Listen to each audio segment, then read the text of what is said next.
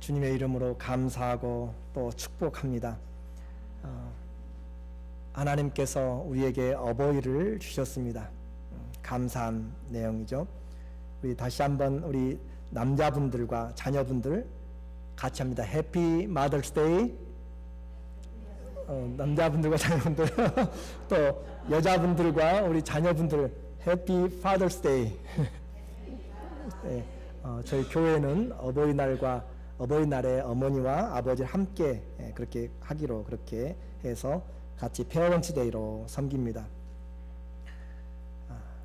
부모는 못난 자식이라도 부끄러워하지 않습니다. 부모는 할 수만 있으면 모든 것을 해주기 원합니다. 그러므로 자녀된 자들은 내 일이 잘 안 풀린다고 또 살기가 팍팍하고 힘들다고 인생을 포기하면 안 됩니다. 부모님 가슴에 못을 박는 것이죠. 자녀는 있는 것으로만 해도 마음에 큰 위안이 되고 자랑이고 소망이기 때문에 그렇습니다.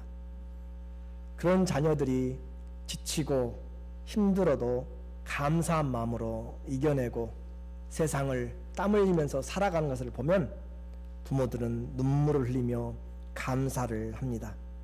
가정, 세상에서 하나님이 준 가장 귀한 선물입니다. 하나님이 주신 우리의 가정, 믿음 안에서 주 예수로 말미암아 크신 축복이 있기를 예수님의 이름으로 축원합니다. 인생에서 마음에 아픔이 남는 그리고 지울 수 없는 것 중에 하나가 바로 자녀의 죽음입니다. 부모보다 앞서서 이 땅을 떠난다면 그것은 결코 묻을 수 없으며 가슴에 묻어두고 평생 살아가는 가시 같은 그런 아픔이 있습니다. 내가 무슨 죄를 지었기에 이 같은 일이 일어났는가? 내가 먼저 죽어야 되는데 어찌하여서 죽음이 내게 먼저 다가갔는가? 이처럼 죽음은 예상치 않고 순서도 없고 예외도 없이 찾아옵니다. 생각보다 우리 주위에는 많은 사람들이 자녀들을 부모보다 자신보다 앞세우는 그런 사고들을 경험합니다. 세월호의 사건에서도 자녀들을 잃은 그 부모들의 마음이 지금도 귓가에 지워지지 않고 또 들려지고 있습니다.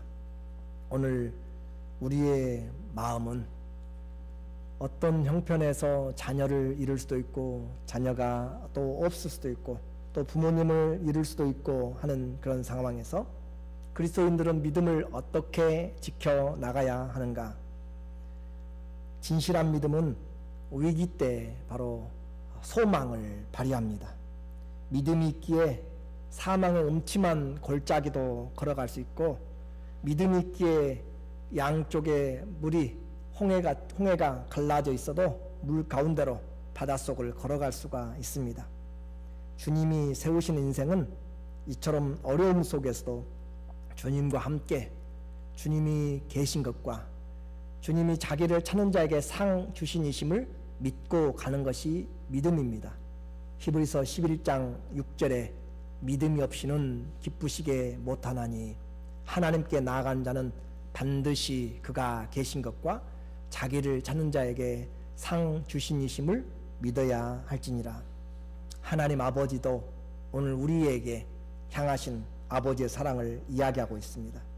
오늘 어버이날 우리의 사랑도 하나님께 고백하면 좋겠습니다. 오늘 본문에는 어렵게 얻은 아들이 이제 자라서 말도 하고 걸어다니고 뛰어다니는 그 아들이 갑자기 아파서 죽어간 그런 사건이 기록되어 있습니다. 하나님의 축복으로 낳았고 길렀는데 그 아이가 엄마의 무릎에 누워서 있다 그대로 죽은 것이죠. 이 아이를 얻은 배경이 남다릅니다. 오늘 열왕기하 4장의 내용을 요약하면서 말씀을 드리겠습니다. 어머니의 그 섬김, 이 어린아이의 이름은 나와 있지 않는데 이 어머니의 이름도 나와 있지 않고 단지 귀한 여인이다라고 그렇게 소개되어 있습니다. 그 귀한 여인이 하나님을 사랑하고 섬기는 마음이 특별하였습니다. 그래서 그의 이 스토리는 어느 하루에 시작되었습니다.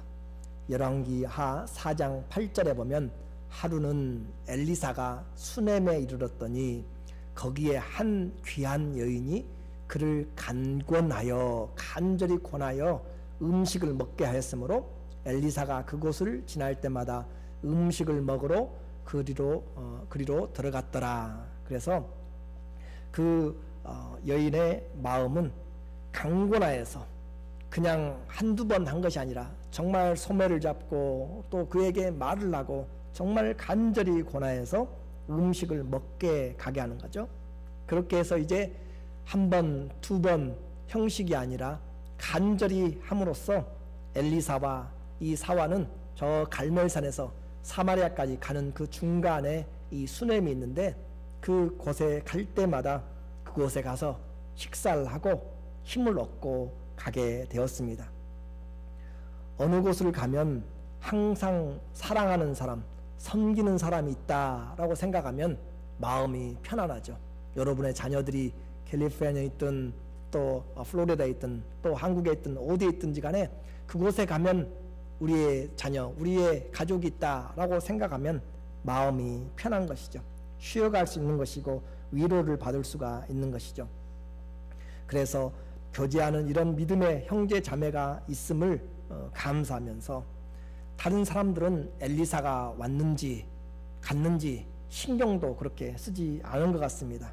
왜냐하면 그 당시에 이 북이스라엘의 상황은 바알이라고 하는 우상을 섬기는 것이 전체 나라에 물들어 있었고 이 엘리사의 그 위의 선배였던 엘리야가 갈멜산에서 하나님의 신앙, 여호와의 신앙, 죽어갔던 신앙을 다시 일으키는 그런 회복의 시기였습니다. 그러나 수십 년 동안 그들에게는 이미 여호와의 신앙은 죽었고 또 바알을 섬기는 그런 신앙 안에서 하나님의 사람이 지나가는 것 별 신경을 쓰지 않았습니다.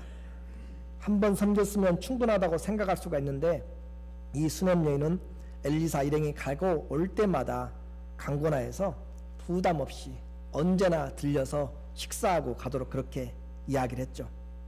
마치 예수님이 예루살렘에 갈 때마다 누구 집에 잘 들렸어요? 나사로의 집에 들렸죠. 베다니에 있는 나사로의 집에 주님이 다른 많은 부자도 있고 다른 많은 사람도 있지만은 부모님이 안 계신 그 나사로의 그 가족의 집에서 주님이 가셨던 것을 기억하게 됩니다. 이와 같이 수넴 여인의 섬김은 하나님의 종들에게 위로였죠. 이 여인의 믿음은 보통이 아니었습니다. 온 당시의 그런 하나님을 떠난 상황에서 하나님의 사람을 대접하고 하나님을 섬기는 귀한 그런 믿음이었죠. 섬김은요, 더 큰 섬김을 낳습니다. 섬김은 어떻게 해요? 더 큰 섬김을 낳습니다. 식사만 하고 떠나는 것으로 마음이 편하지 않았어요. 그래서 수넴 여인은 남편에게 이야기합니다. 이 우리 집에 오시는 분은 하나님의 거룩한 사람입니다. 그에게 좀 더 편히 쉬었다가 갈 수 있도록 그에게 작은 방을 하나 만들었으면 좋겠습니다. 남편에게 그렇게 설득을 하고 이곳에 와서 기도도 하고 잠도 자고 말씀도 볼 수 있도록 게스트하우스를 짓도록 그렇게 남편에게 이야기하죠. 4장 10절의 말씀입니다.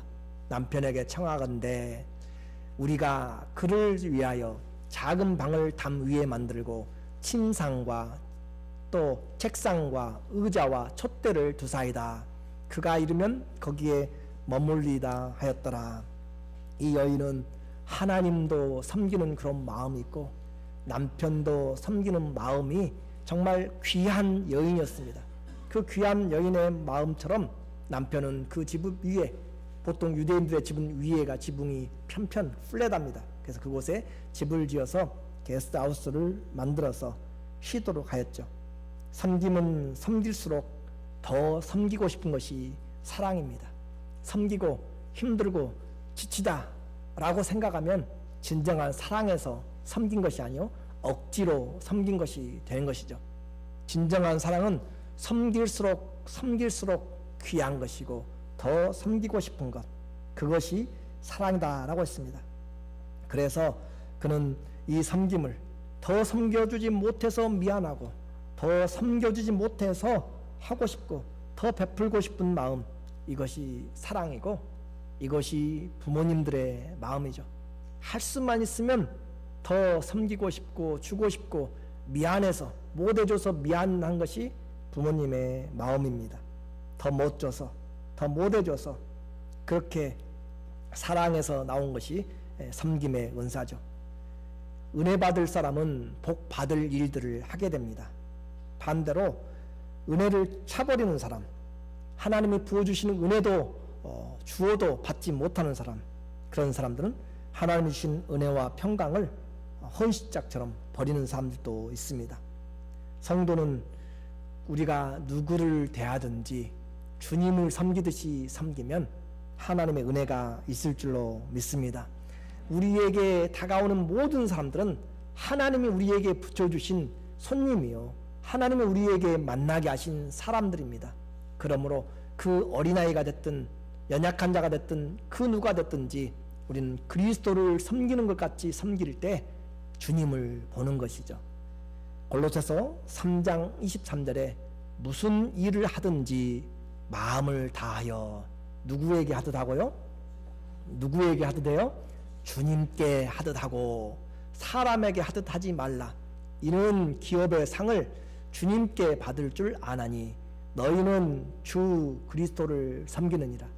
보이지 않는 하늘에 계신 주님만 섬긴다고 그렇게 하지 말고, 오늘 내게 주신 가족, 내게 주신 지체들, 내게 붙여주신 사람들을 주님을 섬기듯이 섬기면 주님이 대접을 받으시고 주님이 갚아주세요.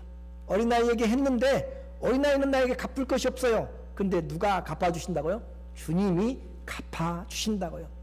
그래서 우리는 주님을 섬길 때, 어린아이를 주님같이 섬길 때 날마다 주님을 보고 사는 삶입니다. 주님이 어디 계시냐고요?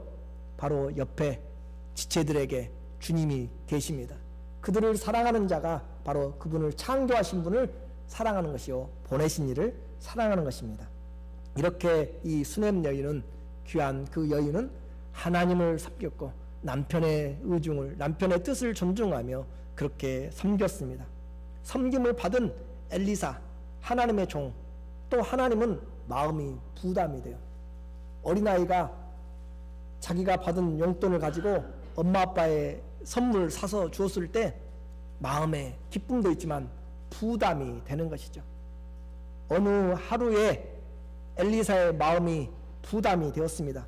11절의 말씀이에요. 하루는 엘리사가 거기에 이르러 그 방에 들어가 누웠더니, 엘리사가 언제 얼마 동안 왔다 갔다 했는지 우리는 알 수가 없지만 그 여인의 섬김이 계속적이었고, 엘리사는 저 갈멜산에서 또 사마리아까지 오고 가는 그 길에서 중간 지점에서 이 수넴에 들려서 오고 갈 때마다 이 집을 이제 안식처로 생각하면서, 쉘터로 생각하면서 그렇게 쉬어가는데 어느 하루입니다. 하나님의 시간은 정해져 있고요, 하나님은 결코 그냥 무시하지 않습니다. 어느 하루는 인생이 변화되는 시간이 다가온 것이죠. 그 하루에 엘리사가 가만히 누워서 생각할 때, 내가 이렇게 누워 있어서 쉬울 수 있는 것이 바로 이 여인과 가정의 섬김이다 라고 한 것을 들었을 때 그 마음이 감출 수가 없었고, 무언가 해주고 싶은 마음이 속에서부터 일어난 것이죠. 그래서 엘리사가 자기 사환에게 이르되 너는 그에게 가서 이르라. 내가 이같이 우리를 위하여 준밀하도다. 내가 너를 위하여 무엇을 하랴? 왕에게나 군대 장관에게 무슨 구할 것이 있느냐 하니, 여인이 이르되 나는 내 백성 가운데 거주하나이다 하니라. 이 여인의 섬김은 진짜 대가를 바라지 않는 섬김이었습니다. 왕에게 무슨 일이 있느냐? 엘리사는 왕에게도 존경받는 사람입니다. 왕에게 이 국가의 모든 침략이 들어왔을 때, 아람 군대가 계획을 세우고 침략을 할 때 이 엘리사에게 하나님이 다 보여주심으로 가는 곳에, 침략할 곳에 가서 미리 방비를 함으로써 적군들을 여러 번 격퇴시켜서 이 엘리사를 향해서 이스라엘의 아버지여라고 그렇게 부르는 왕이 바로 이 이스라엘을 지키는 것은 군대가 아니라 하나님이 지킨다라고 하는 것을 그렇게 고백하는 하나님의 사람이죠. 그래서 왕에게든지 군대 장관에든지 직장이든지 가정 형편이든지 무언가 부탁하면 어려운 일도 왕은 해결할 수가 있을 것입니다. 그런데도 불구하고 이 여인은 말하기를 나는 내 백성 중에서 평안하게 거주합니다. 아무런 부탁이 없습니다. 라고 할 정도로 그분의 이 여인의 섬김은 어떤 계산이 되지 않는 순수한 마음, 섬기고 싶은 마음, 그 마음에서 되어졌음을 우리에게 이야기하는 거죠. 우리를 위해서 주밀하다라고 그렇게 이야기했고 번역된 성경에서는 세심하다, 세밀하다라고 그렇게 이야기했어요. 이 주밀하다라고 하는 하라테드라고 하는 이 히브리어의 단어는 공포를 떨다, 공포스럽다, 두려워하다, 무서워하다는 뜻입니다. 조심하다는 뜻이에요. 이 말이 무슨 말이에요? 하나님의 사람을 섬기는데 내 생각이 두려움에 떨다, 공포스럽다, 조심하다, 그 말은 하나님의 사람을 섬기는 데 있어서 그냥 한번 왔으니까 식사 그냥 아무거나 해서 드시고 가시고 라고 하는 그런 것이 아니라 두렵고 떨림으로 어떻게 하면 그가 편안하게 쉴 수 있을까? 어떻게 하면 그가 마음 편하게 그것을 아무런 부담 없이 할 수 있을까라고 생각이 조심스럽고 정말 두려움으로 공포 가운데, 공포라고 표현한 것은 좀 심하지만 두려움 가운데서 그렇게 세심하게 섬겼다는 거죠. 마음을 다해서 섬길 때 표현하는 말이 바로 주밀하다라고 하는 것이죠. 신방을 해도 대충 하는 사람 있고 만남을 가져도 그냥 지나가는 것처럼 하는 사람도 있고, 그런데 이 사람은 그렇게 하지 않았다라고 하는 거죠. 제가 제 작은 형 집을 방문했을 때 신방 때 주신 목사님의 말씀을 코팅을 해서 액자에 넣어놓은 것을 보았어요. 거실에. 그 한 가지 사실을 보면서 저는 다른 것은 다 놔두고 그분이 어떻게 하나님의 말씀을 대하는지 볼 수가 있었습니다. 우리는 하나님을 섬길 때 주님을 섬기듯이 또 사람들 섬길 때 그런 마음으로 하자라고 하는 것을 다시 한번 이야기하는 거죠. 잘하고 잘못하고가 아니라 마음의 준비죠. 두렵고 떨리는 마음 씀씀이가 그렇게 이 여인의 마음에서 묻어나는 거죠. 예수님도 말씀하시죠. 선지자의 이름으로 선지자를 대접하면 무슨 상을 받아요? 선지자의 상을 받고 제자의 이름으로 제자를 대접하면 제자의 상을 받습니다. 그것처럼 그와 같이 보낸 자를 향하여서 생각하죠. 그렇게 해서 주님을 섬기려고 하는 그런 마음은 이미 옥토가 되어 있습니다. 엘리사는 그 여인이 거절했다고 해가지고 거기서 포기하지 않고 생각하면 생각할수록 그 마음이 귀해요. 그 마음이 따뜻해요. 그 마음이 너무너무 믿음직스러워요. 그래서 뭔가 주고 싶은 생각이, 베풀고 싶은 생각이, 복을 주고 싶은 생각이 일어납니다. 그래서 그는 물어보았는데 그렇게 하지 않고 요구하지도 않아요. 그렇지만 엘리야의 마음이 계속적으로 뭔가 밀려오는 것이 있습니다. 편하지가 않아서 축복하고 싶은 생각에서 마음속에서 점점 커질 때 그것은 하나님이 준 생각입니다. 하나님이 그에게 축복하도록 원하는 것이죠. 그것이 주님이 주고 싶은 마음. 때때로 사역을 하다 보면 그런 마음을 주실 때가 있어요. 전화를 걸도록 하고 기도해 주고 싶은 마음이 있고 그렇게 주님이 주실 때가 있는 것처럼 하나님이 우리 안에 축복 주시기를 원하는 그런 때가 있습니다. 그래서 그는 종을 불러서 또 묻습니다. 수종하는 그 게하시라고 하는 종이 와서 그 여인의 형편을 이야기합니다. 이 사람은 세상적으로는 부족한 것이 없는데 자기 남편은 늙었고 이들에게는 자녀가 없습니다. 집은 부자인데 잘된 좋은 집인데 이들이 죽고 나면 그것을 이어줄 기업이 없다라고 하는 것은 지금의 세상과는 다른 것이죠. 이스라엘에게 있어서 자녀가 없다라고 하는 것은 하나님의 축복이 없음을 표현하는 것으로 그렇게 인식되었습니다. 그래서 이 가정은 무자하고 남편은 늙었다라고 하는 것을 통하여 엘리사는 그 여인을 다시 부릅니다. 그리고 문 앞에 선 여인에게 엘리사가 그 마음에 하나님의 말씀을 전합니다. 16절과 17절에 보니까 엘리사가 이르되 한 해가 지나 이때쯤에 내가 아들을 안으리라 하니 여인이 이르되 아니로소이다. 내 주 하나님의 사람이여 당신의 계집종을 속이지 마소서. 그러나 여인이 과연 잉태하여 한 해가 지나 이때쯤에 엘리사가 여인에게 말한 대로 아들을 낳았더라. 하나님의 말씀은 정확합니다. 하나님의 말씀은 변함이 없고 창조의 능력이 있고 하나님의 말씀은 닫힌 태의 문을 열어 제낍니다. 하나님의 말씀은 죽은 나사로의 그 무덤 문도 또 나사로도 살려내시는 것처럼 세상의 용한 점쟁이 삼신 할머니가 좋은 약이 생명을 잉태시키는 것이 아닙니다. 생명의 주관자이신 하나님이 생명을 일으켜 세우시고 생명을 주시는 것입니다. 그러므로 이 여인에게 바로 주님이 생명을 주셨습니다. 여인에게 자녀가 없으면 수치라고 했습니다. 정말 말할 수 없지만 절박함입니다. 한숨이고 슬픔으로 나날을 보내고 다른 집에 아이들을 뛰노는 것만 봐도 정말 부끄러워서 남편에게도 죄송하고 가문에게 죄송스러워서 자기 자신에게도 어떻게 할 줄을 모르는 그런 마음에 그 마음을 품고 지금까지 살아온 여인인 것을 우리는 말하지 않아도 그 문화에서 알게 되는 것입니다. 그럼에도 불구하고 엘리사가 와서 내가 무엇을 도와줄까 해도 왕에게나 다른 사람들에게 도움을 구할 수가 없어요. 왕이 줄 수가 없는 것이죠, 생명을. 그래서 그는 말하지도 않았지만 하나님은 엘리사의 마음을 감동하였고 그리고 그녀에게 정말로 꼭 필요한 생명을 하나님이 주셨습니다. 하나님은 중심을 보시는 줄로 믿습니다.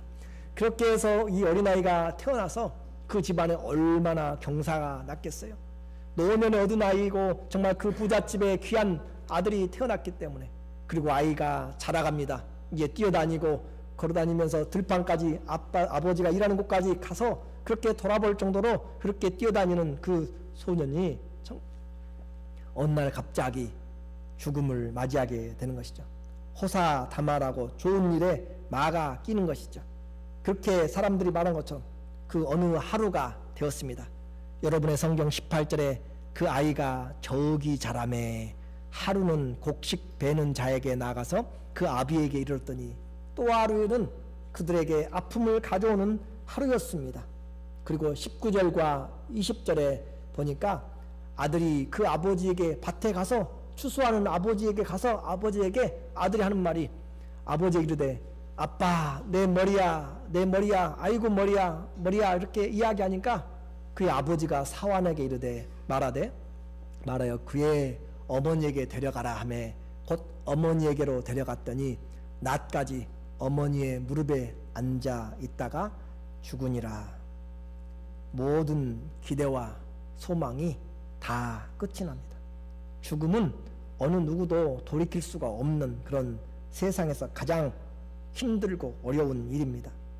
행복이 한순간에 다 날아가 버렸습니다. 더 참담한 것은 또 더 이해하기 힘든 것은 그 어린아이를 누가 주었는가?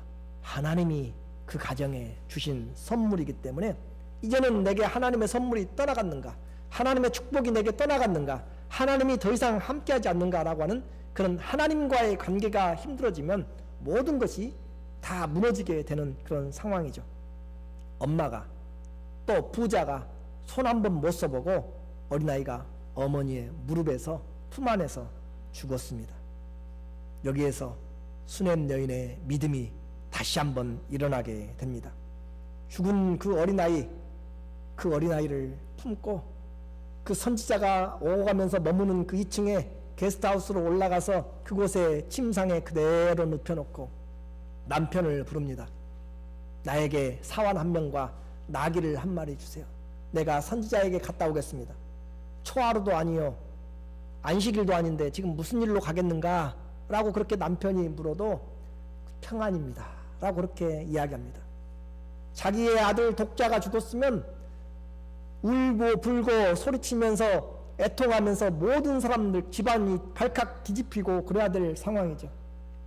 그런데 그는 그 울음 속에서 야단법 속에서 좌절 속에서 그렇게 포기하지 않고 그렇게 감정을 표현하지 않고 알려봐야 슬픔뿐이고 알려봐야 낙심해 사람들은 도움을 줄 수가 없는 것을 압니다.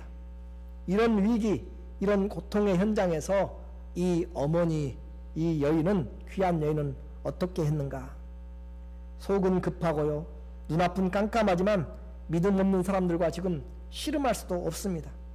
그리고 남편에게 평안을 전하러 갑니다. 23절의 말입니다. 그 남편이 이르되 초하루도 아니요 안식일도 아니거늘 그대가 오늘 어찌하여 선지자 그에게 나아가고자 하느냐 하는지라. 여인이 이르되 뭐라고 이야기합니까? 평안을 빌기 위해서 갑니다. 평안을 위해서 갑니다. 어떤 여인이 이와 같이 이야기할 수가 있겠어요? 어떤 부모가 자녀가 죽었는데 그와 같이 내가 교회에 지금 평안을 위하여서 갑니다 라고 할 수가 있겠습니까? 다른 사람들이, 이 남편뿐만이 아니라 다른 사람들이 물어도 그 여인의 입에서 나오는 것은 평안입니다. 26절에 이제 앞나귀를 타고 가고 있습니다. 그러면서 그가 가고 있을 때 갈멜산에 올라가면, 갈멜산의 위 정상에 올라가면 그곳에서 평평하게 사방이 다 보입니다. 그래서 서쪽으로는 지중해까지 그렇게 보일 정도로, 각 사방이 보일 정도로 그렇게 탁 트여진 곳이에요. 그런 곳에서 보니까 엘리사가 보니까 어느 여인이 나귀를 타고 열심히 그렇게 뛰어오는 것을, 달려오는 것을 보고 있어요. 그래서 멀리서 보면서 자기 종 게하시를 보냅니다. 저 여인은 수냄 여인인데 가서 평안하뇨 물으라 라고 하는 거죠. 너는 달려가서 그를 맞아 이르기를 당신은 평안하뇨, 내 남편이 평안하뇨, 그 아이가 평안하뇨 라고 물으라 하니 그 여인이 대답하되, 어떻게 대답해요? 어떻게 대답했어요? 평안하고 샬롬하고 샬롬하고. 지금 상황은, 환경은, 마음은 전혀 평안이 없습니다. 정말 세상이 깜깜할 정도로 뒤집어지고 어려운 일입니다. 이것을 무슨 문제로 해결을 하겠어요? 그런데 그에게 하나님의 믿음은 그 여인의 입에서 무엇이 나오는가? 평안이 나오고 샬롬이 나온다라고 이야기합니다. 오늘 주님이 우리에게 주시는 믿음이 바로 그것입니다. 사람들은 우겨쌈을 당하고 사람들은 어려움이 있고 정말 모든 것이 갇혀서 풀리지 않은 그런 가운데, 절망 가운데 있어도 주님이 우리와 함께 하시면 우리에게는 샬롬이, 에이덴의 평강이 있게 되는 것입니다. 그것이 믿음입니다. 여기는 남편에게도 또 선지자의 종에게도 이와 같이 믿음 안에서 평안을 외칩니다. 왜냐하면 그 평강의 주인이 바로 주님이시기 때문에 그렇습니다. 이미 죽은 아이를 어떻게 할까요? 죽은 지 벌써 몇 시간이 지났습니다. 세상에서 말하는 골든타임하고는 비교가 안 될 정도로 이미 몇 시간이 지나가 버렸어요. 수넴에서 갈멜산까지는 30마일이 됩니다. 그래서 그 수넴에서 지금으로 말하는 50km 정도 되는 것이에요. 그 50km 정도를 나귀를 타고 여인이 아무리 빨리 가도 쉽지 않은 그 거리입니다. 하루를 걸려야 되는 거리죠. 그렇게 가는 동안 그 여인의 마음은 어땠을까요? 중환자를 싣고 가는 앰뷸런스가 사람들에게, 또 차에 신호등에 막히고 차가 앞에 많이 정차되어 있으면 지나가면서 속도가 조금만 늦어져도 그 안에 타고 있는 가족들의 마음은 불안하고 정말 답답합니다. 초를 다투기 때문이죠. 병원에 도착했는데 간호사와 널스가 조금만 늦게 와도 분이 일어나고 따지게 되는 그런 생명의 위중입니다. 그 여인이 가는 이 수넴에서부터 갈멜까지 가는 길은 한두 시간에 해결될 문제가 아닙니다. 어떻게나 그렇게 거리가 먼지, 달리고 달려도 그 자리인 것 같습니다. 마음은 재촉하고 발은 동동 구르지만 몸은 그렇게 빨리 나가지를 않습니다. 거리는 그렇게 좁혀지지 않는 것입니다. 2006년에 좋은 생각이라고 하는 그런 잡지에 실린 내용이 있습니다. 상한 김밥에 의해서 의경 동료들을 모두 감동시킨 그런 사연이 기록되어 있습니다. 상한 김밥을 싸온 엄마에 대한 이야기죠. 장애를 가졌습니다. 말을 잘 못하고 장애를 가진 엄마를 놔두고 아들이 군대를 갔습니다. 훈련소에서 훈련을 마치면 보통 면회를 하게 되죠. 그래서 그 아들은 어머니가 올 것을 생각해서 모든 훈련이 끝났기 때문에 신발을 잘 닦고 광을 내고 옷을 깨끗이 하고 모든 각을 다 잡고 그렇게 면회장으로 가서 기다리는데 다른 사람 부모님들은 다 친척들, 가족들, 애인들이 와서 면회를 하는데 면회 시간이 지나가고 끝나가기까지 자기 어머니는 나타나지 않습니다. 그렇게 면회장을 뒤로하고 돌아와서 침상에 누웠는데 너무너무 서운한 것이죠. 서운하기도 하지만 또 한편으로는 장애를 가진 어머니 때문에 걱정이 되는 것입니다. 잠을 자는 둥 마는 둥 하고 새벽에 일어났는데 새벽에 일찍 교관이 와서 문을 두드리면서 면회 왔다라고 그를 데리고 갔습니다. 면회장에 가보니까 그렇게 기다리던 자기 어머니, 장애를 가진 그 어머니가 와 계셨습니다. 그리고 손을 잡고 그리고 먼저 준비해온 그 김밥을 꺼내서 놓습니다.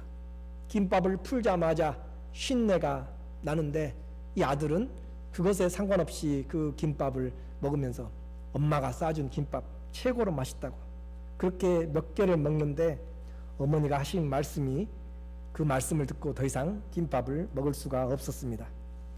아들을 면회하려고 모든 준비를 하고 역에서 내렸는데 소매치기가 지갑을 소매치게 했습니다.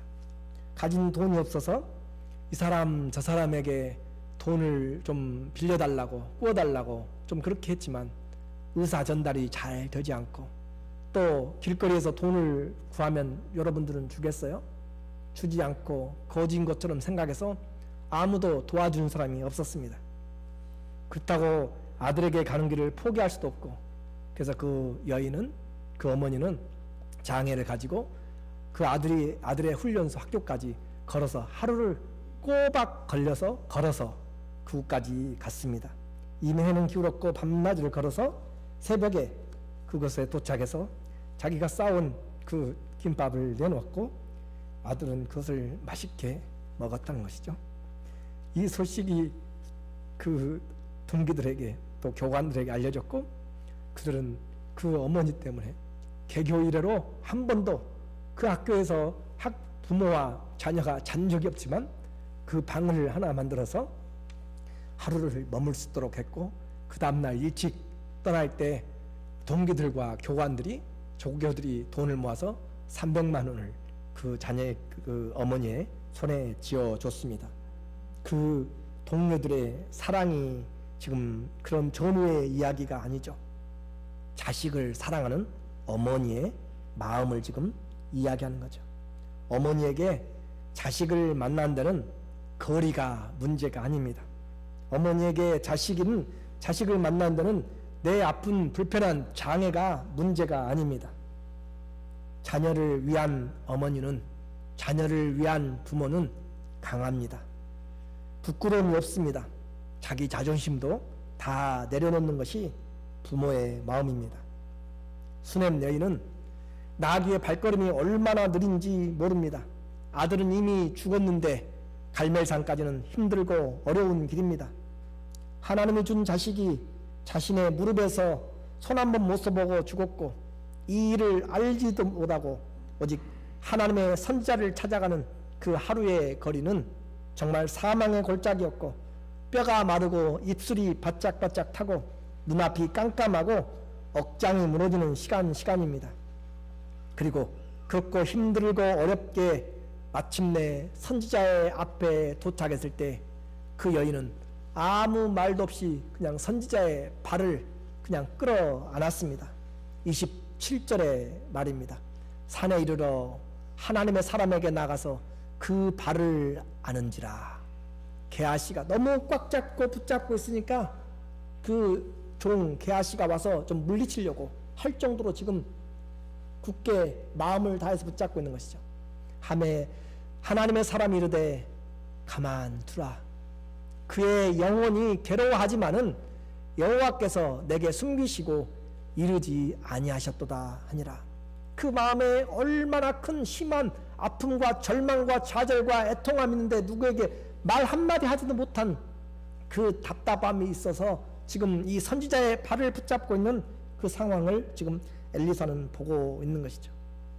이제까지의 모든 감당하기 힘든 아픔이었습니다. 통곡이었습니다. 그 통곡이 엘리사의 선지자의 발을 잡고 쏟아지는 것이에요. 그 선지자 앞에 사정을 토로하는 것이죠. 인생의 고난, 고통, 말을 못할 아픔들입니다. 하나님 앞에 토하는 것이죠. 하나님이 우리의 짐을 지시기 때문에 오늘 우리는 그 발을 부여잡고 하나님 앞에 나갈 수가 있습니다. 하루 사이에 겪었던 혼돈과 절망과 슬픔과 믿음을 지금 쏟아내면서 인생을 살다 보면 부모님이면 누구나 자녀들 때문에 이렇게 아픈 때가 있습니다. 지금도 생생한 기억들이 다 있을 것입니다. 그 어디에다가 이것을 쏟아놓을까요? 사람들에게일까요? 아니면 하나님에게일까요?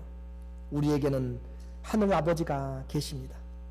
그 실상을 껴안고 있는 그 상황을 보면서 그 실상을 안 엘리사가 자기 종을 보내서 지팡이를 먼저 내어놓습니다.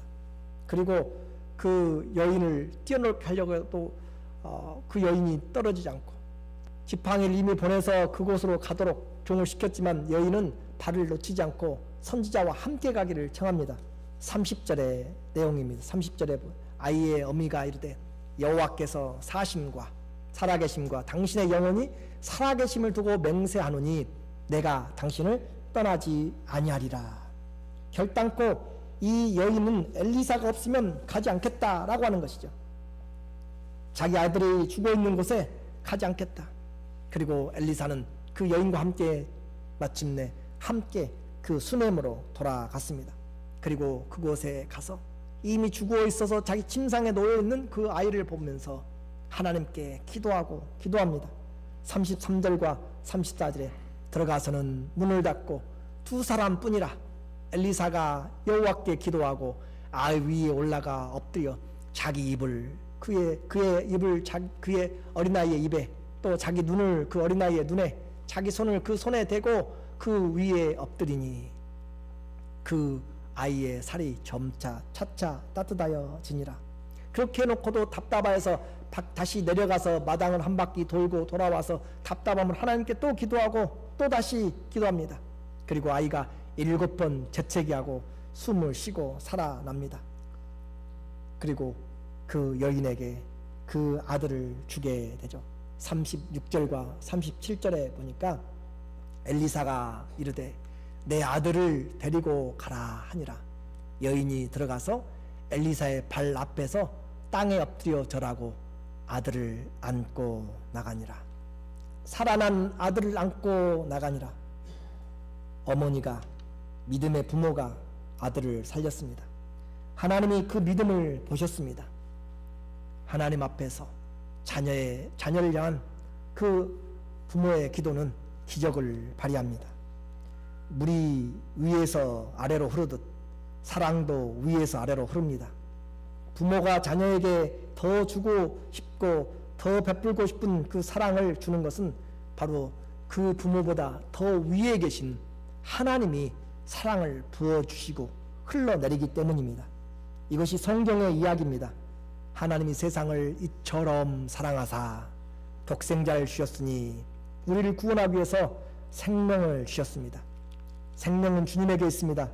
수넴 여인이 엘리사만이 하나님의 선지자로 여겼던 것처럼 오직 주님만이 생명의 주관자입니다. 오늘 우리 인생에 다른 어떤 것도 우리의 생명과 영원한 장래를 책임질 자가 없습니다. 오직 하나님만이 책임을 지십니다. 하나님이 세우시는 부모들이 되시기 원합니다. 하나님이 세우시는 우리의 자녀들, 그들에게 믿음과 어려워도 샬롬, 평강을 전하는 우리 부모님들이 되기를 원합니다. 이것이 가정의 달입니다. 우리의 가정이 하나님 한 분으로 찬양하고 감사하고 섬깁니다. 시대가 어떻게 되었든 하나님의 신앙으로 두렵고 떨림으로 섬기기 위해서 하나님 앞에 나올 때 은혜가 내려옵니다. 믿음의 부모가 자녀를 살립니다. 믿음의 부모가 자녀의 길을 하나님께로 인도하고 그들이 또 다른 자녀들을 하나님께로 인도하는 살리는 부모, 믿음의 부모들 다 되시기를 예수님의 이름으로 축원합니다. 아멘. 기도하겠습니다.